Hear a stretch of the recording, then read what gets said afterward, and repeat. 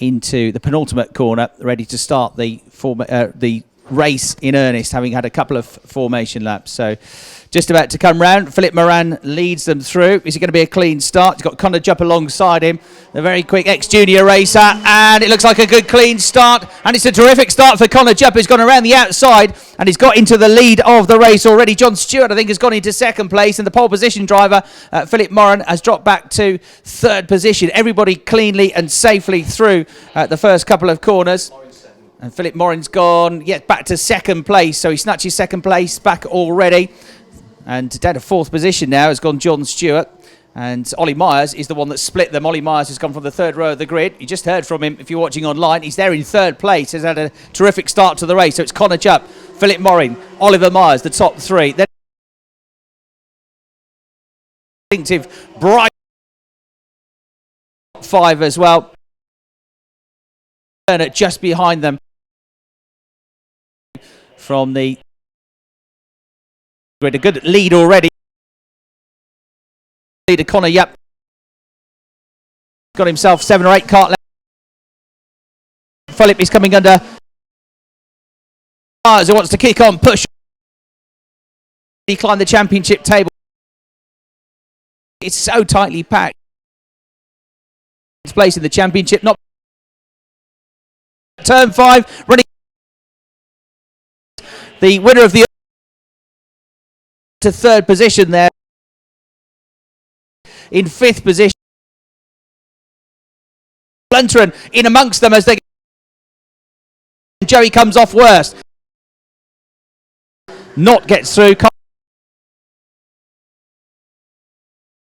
Myers the top two. Philip Moran back down to third place, Ken, with an almighty scrap going on for fourth position. Indeed so. I'm keeping half an eye on that, but you've just prompted me. Kyle Fowley, who you mentioned there, having got himself into the top 10. Big thank you to Roy Geddes and Linda McGurk for writing to us from Team Fowley. We do appreciate you getting back. We appreciate the feedback. We're glad to give you the service that you're looking for. But Connor Jupp, I have to say, I cannot remember when I last saw a better start from an off-pole driver creating himself the advantage that he did. It was massive and it was impressive. However, Oliver Myers is certainly eating into the advantage of Connor Jupp. It was 0.6 of a second at the end of the second lap. It's not going to be 0.6 of a second at this moment.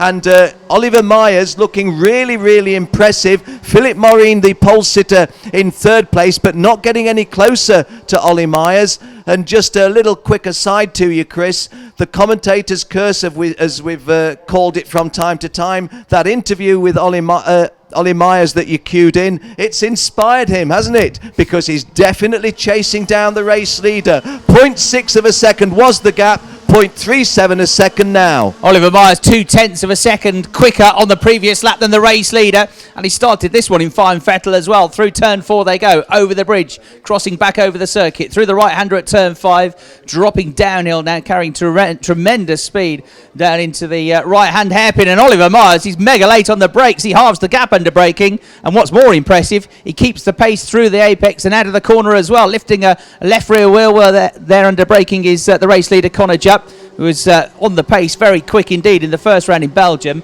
Didn't quite go so well for him last time out in Italy, and he's sitting just outside the top 10 in the championship, but he certainly looks the driver capable of challenging for podium positions this year, Connor Jupp. But Oliver Myers is charging on and trying to get the lead of the race away from him. Philip Moran is just behind in third position, the Swedish driver, third in the standings. Max Aitkins up to fourth place now, ahead of John Stewart. Luke Varley rounding out the top 6 as they go through. Now the gap between them has come down to less than 0.2 of a second.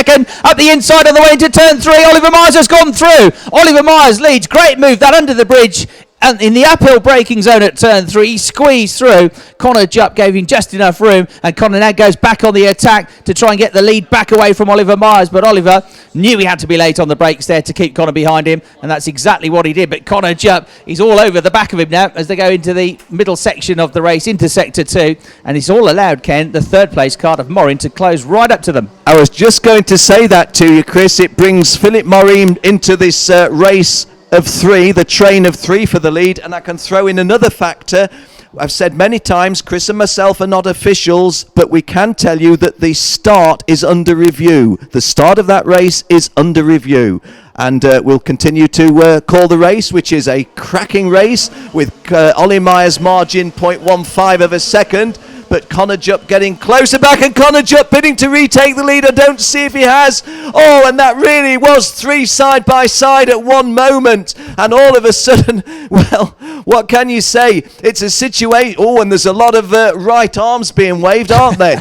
I'm sure they're not saying Happy Christmas to each other. Philip Morin having got himself into second place, just bidding high to Ollie Myers. But Connor Jupp getting himself where he's got a position that he can kick on from here in cart 266.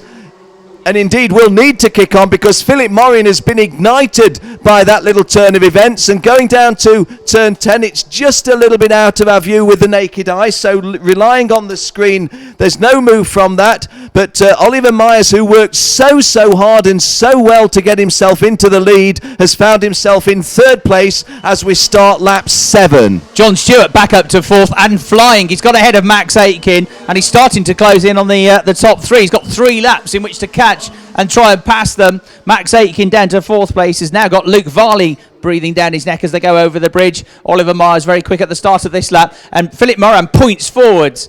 And that's to say, stop fighting me, let's catch the leader. But Oliver's having none of it. Down the inside he goes and into second place. Philip won't be too pleased about that. Philip was trying to tell Ollie that we should work together and catch the leader, Connor Jupp. And Oliver thought, well, I'm quicker than you, I want to go in front. So through he went into second place. Good clean move.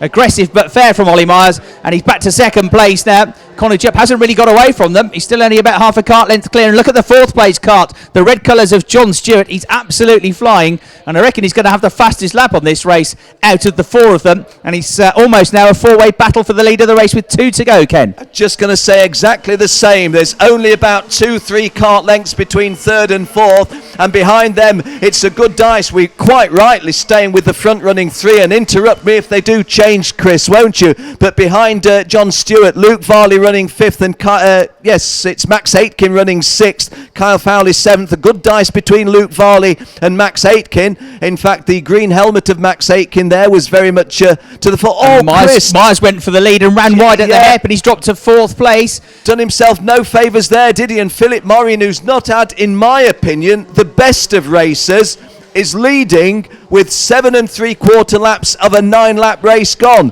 So if Philip can just keep himself clean from here on, he ought to take the race victory. Not sure if you called it or predicted it. If you predicted it, you were right. John Stewart, certainly the fastest of these guys, 57.129, and he's followed that up with a 57.139. So consistently the fastest, John Stewart. Onto the final lap of the race. Philip Morin having to defend now from the flying John Stewart. He takes a tight line. Philip Morin on the way to the left-hander at turn 3. It's not going to work though into turn 4. They go wheel to wheel, side by side for second place. Who's going to get through? There's a bit of contact I think between the pair of them. John Stewart runs wide. Philip Morin drops back. Oliver Myers gets back into second place. Coming with him Luke Varley, Max Aitken as well. Connor Jupp looks over his shoulder and can't believe it. He's got a massive advantage all of a sudden over everybody else. So Connor Jupp well on the way now with half a lap to go. In second place, Oliver Myers. In third place, it's the 279 cart of Luke Varley.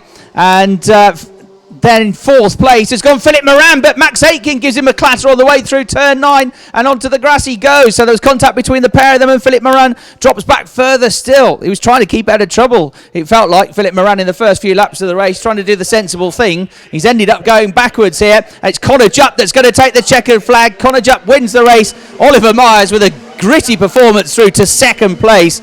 And Luke Varley picks up the pieces for 3rd. Max Aitken for 4th. And Kyle Fowley picked up 3 or 4 places in the last lap dash there and comes home in 5th place. Stewart down in 6th position after running out onto the grass. So Myers the winner. Varley now being shown as second place. Connor Jupp has just been pushed back to 16th in the results for a 10-second penalty for a jump start. Yeah, we did say that was under review, and the review was of the start, and it was of Connor Jupp's situation in the start. I had said in commentary it was the best start I'd seen from the off-pole position, but it was a bit too good to be true. So, guys, would you believe it? You've been racing Connor Jupp when you didn't need to, and Ollie Myers hasn't come home second. He's come home the winner. Luke Varley second, and Max Aitken third. If there's one tiny crumb of comfort for Philip Maureen, it's that you didn't finish 8th, Phil. You finished 7th.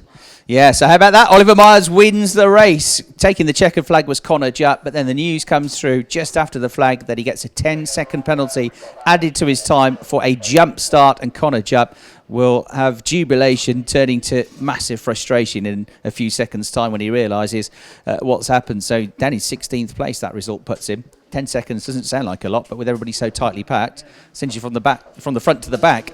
Oliver Myers then wins the race. Luke Varley second. I think Luke was about 5th, wasn't he, with the lap to go. He ends up picking up 2nd place. Max Aitken 3rd. Kyle Fowley picks up 4th place. John Stewart, who was in the wars a bit on that final lap, 5th. Charlie Turner 6th. British drivers filling the top 6 places. Philip Moran looked to me like a driver who was quick but trying to be sensible, trying not to get involved in too many 50-50 moves, but he really did get thumped out of the way by one or two others on the last couple of laps of the race, and he ends up down in 7th place, but it could have been worse. Joey Van Splinteren 8th, Glenn Van Drugenbroek 9th, and Baz Delart rounding it out the top 10, just outside the top 10.